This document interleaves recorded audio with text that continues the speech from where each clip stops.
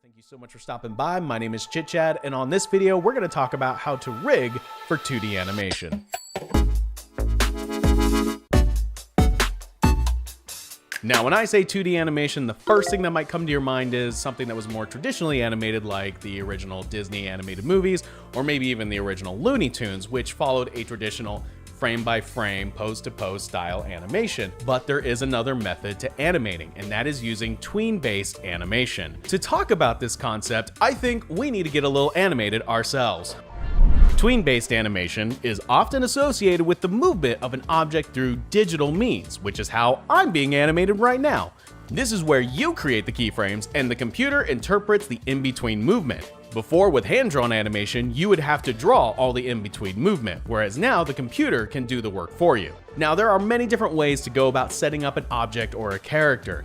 This can depend on aesthetic choices, what that object or character needs to do, and even what program you're working in. But one thing that can be considered constant is that there are dependencies and hierarchies in the way that we move, which leads us to the topic of this video, rigging.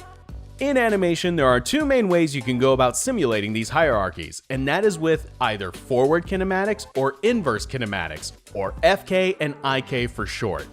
Let's start with forward kinematics. Now, if I were to move my upper arm, my forearm and hand are going to move along with it. If I move my forearm, my hand is going to move along with it.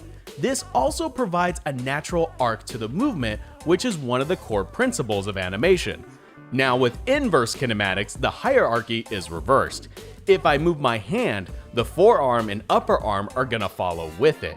You'll often see this method used in 3D animation for things like walk cycles or if a character is interacting with an object. Say, for example, this block.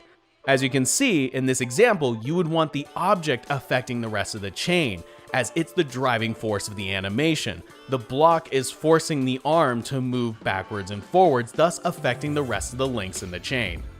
Now, these hierarchies can be simulated inside of animation programs like Adobe Animate and Adobe After Effects, either utilizing the built-in tech or by downloading third-party plugins. For the sake of this tutorial, we are not going to be using any plugins, just what comes out of the box when you open up Adobe Animate or Adobe After Effects. And also because of that, we are going to be focusing on forward kinematics for the most part. However, I will touch on how to do inverse